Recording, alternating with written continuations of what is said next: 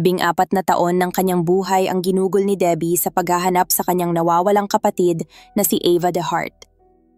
Noong 1982, sa tahimik na bayan ng Fredericksburg, Virginia, sumama si Ava sa isang grupo ng mga biker wannabe na madalas tumambay sa isang lugar na tinatawag na Joker's Wild. Ang grupo ay kilala sa pagiging magulo at mapanganib, kakaiba sa karaniwang katahimikan ng kanilang komunidad. Ang kasintahan ni Ava, si George Patsalos na mas kilala sa alias na George Sparta, ang namumuno sa grupo. Sa loob ng 8 taon nilang relasyon, unti-unting naging marahas at mapang-abuso ang kanilang pagsasama. Madalas na umaalis si Ava, ngunit palaging bumabalik din. Noong July 20, 1982, umalis si Ava ng kanilang bahay upang pumasok sa trabaho sa Joker's Wild. Iyon na ang huling pagkakataong nakita siya ng sinuman. Lumipas ang isang araw na walang balita tungkol kay Ava, kaya't agad na nagulat ang kanyang pamilya sa Stafford County Sheriff's Department. Nagsimula ang investigasyon bilang isang kaso ng nawawalang tao. Isa sa mga unang hakbang ng mga investigador ay ang pakikipag-usap kay George Sparta, na nagpakita ng isang sulat na kinumpirma ng pamilya na sulat kamay ni Ava. Nilalaman ng liham ang pahiwatig na siya ay aalis at hindi na babalik. Walang malinaw na lead, walang katawan, at walang forensic evidence, kaya't hindi umusad ang investigasyon. Bagamat si George Sparta ang pangunahing suspek mula pa sa simula, walang sino man sa grupo ang nagsalita o nagbigay ng impormasyon.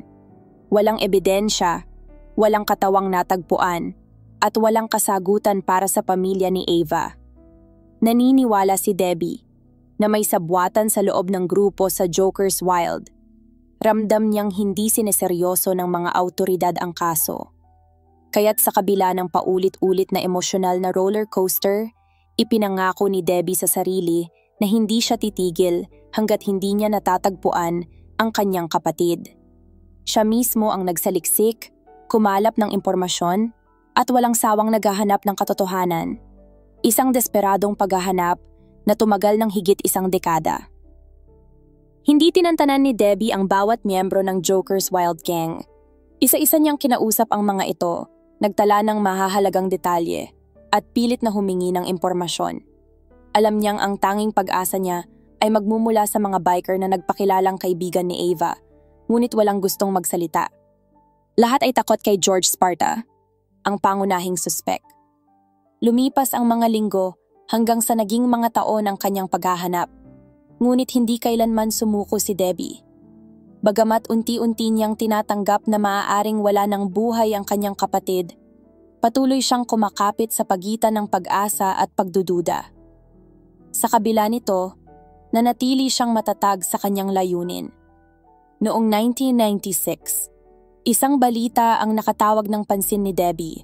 May natagpo ang bangkay ng isang babae sa loob ng isang malaking kahong imbakan sa Frederick, Maryland noong 1982, kaparehong taon ng pagkawala ni Ava. Dahil limitado pa noon ang mga paraan ng pagkilala sa mga bangkay, maling na-identify ang mga bangkay. Ngunit nang muling suriin, lumabas na ang babae ay nasa edad 22 hanggang 26. May taas at timbang na kapareho ni Ava. Natagpuan ang katawan ilang linggo matapos mawala si Ava at tinatayang 4 hanggang 6 na linggo nang nasa imbakan. Dahil dito, nagdesisyon si Debbie na ipasuri ang dental records ni Ava kay Doug Owsley, isang kilalang forensic expert mula Smithsonian Institution sa Washington. Sa kasamaang palad, hindi nagtugma ang dental records. Hindi si Ava ang naturang bangkay. Bagamat hindi natapos ang paghahanap, nagbunga ng kakaibang pag-asa ang publicity na dulot ng kaso. Dahil sa media coverage, maraming tao ang muling nagpakita ng interes at nagbigay ng mga anonymous na tip at impormasyon, kahit papira-piraso lamang. Sa unang pagkakataon matapos ang 14 na taon, naramdaman ni Debbie na may pag-usad na ang kanyang paghahanap. Upang mas mapalalim ang investigasyon, kumuha siya ng private investigator na si Al Baker. Tinulungan siya nitong kontakin ang mga dating miyembro ng Joker's Wild gamit ang mga pangalan at impormasyon na matiyaga niyang nakalap sa paglipas ng mga taon. Marami pa rin ang walang tiyak na alam o takot pa rin kay George Sparta, ngunit paulit-ulit na lumilitaw ang isang pangalan. Si Barbara Campfield, ang babaeng naging kasintahan at kalaunan, ay asawa ng suspek matapos mawala si Ava. Isang babae ang lumantad at nagsabing tinulungan niya si Barbara Campfield na maglinis ng dugo sa Joker's Wild matapos mawala si Ava.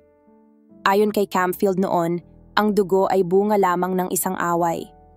Ngunit tila may nalalaman si Barbara Campfield na higit pa sa kanyang sinasabi.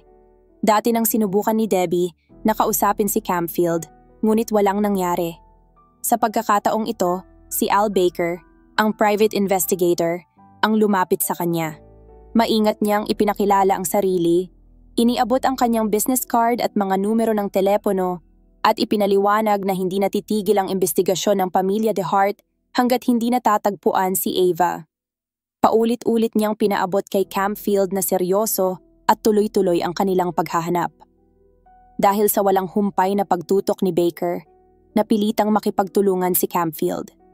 Nagsimula siyang magbigay ng impormasyon sa Stafford County Sheriff's Department at kay Detective Bowler. Dinala niya ang mga investigador sa isang abandonadong bahay sa labas ng bayan. Ikinuwento ni Campfield na noong gabi ng pagkawala ni Ava, inutusan siya ni George Sparta na tulungan siyang magtapon ng mabigat na bagay sa isang balon. Pinagbawalan siyang magtanong, kaya't hindi na siya nag-usisa pa. Matapos maituro ang lokasyon ng balon, agad kumuha ng search warrant ang mga awtoridad. Sa tulong ng State Police, Orange County Sheriff's Office, at Fairfax County Fire and Rescue, sinimulan ang paghuhukay. Ang balon ay mas mababa sa 2 talampakang lapad at 19 na talampakang lalim. Isa-isang ibinaba ang mga tauhan sa makipot at madilim na balon, at dahan-dahang iniakyat ang mga timba ng lupa at basura na naipon sa paglipas ng maraming taon. Hindi nagtagal nagsimulang lumabas ang mga buto. Maingat na inilatag ang mga ito sa tabi ng balon upang masuri ng isang anthropologist. Mabilis na naging malinaw na ang mga buto ay mula sa isang babaeng tao.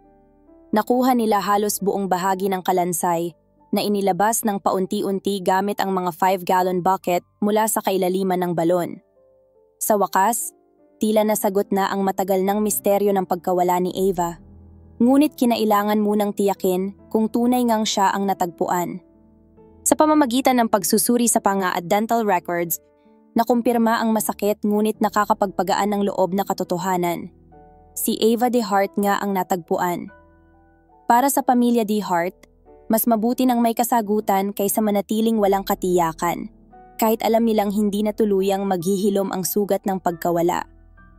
Sa ngalan ng hustisya, ipinagkatiwala kay Doug Owsley ang pagsuri kung paano namatay si Ava. Maingat niyang pinag-aralan ang bawat bahagi ng kalansay, sinusuri ang bawat bali at pinsala upang matukoy ang sanhi ng pagkamatay. Napansin niyang ang mga pinsala sa ibabang bahagi ng katawan, tulad ng bali sa paa, binti, hita, at balakang, ay dulot ng pagbagsak mula taas. Ngunit batay sa kondisyon ng mga buto, malamang ay patay na si Ava bago pa siya itinapon sa balon. Ang pinakamatindi at malupit na pinsala ay nakita sa gitnang bahagi ng mukha, basag ang kanan at kaliwang itaas ng panga at parehong buto ng ilong. Walang bakas ng gamit na sandata. Tila malakas na suntok ang naging sanhi. Halos walang bahagi ng kalansay na walang sugat, patunay ng matinding karahasan. Dahil sa mga natuklasan, kinasuhan si George Sparta, na noon ay naninirahan na sa Florida, ng pagpatay kay Ava De Hart. Sa paglilitis, iniharap ni Owsley ang mga buto ni Ava at ipinaliwanag sa hurado ang bawat ebidensya ng karahasan. Sa kanyang forensic na interpretasyon, tila si Ava na mismo ang nagsasalita at humihingi ng hustisya. Noong October 8, 1997, hinatulan ng habang buhay na pagkakakulong si George Sparta. Sa huli, ang kaso ay nalutas sa pamamagitan ng siyensya at determinasyon ng pamilya na nagbigay ng boses kay Ava upang maipaglaban ang kanyang karapatan hanggang sa huli. Si George Christ Patsalos, na kilala ring George Sparta, ay pumanaw noong January 6, 2018 sa edad na 83.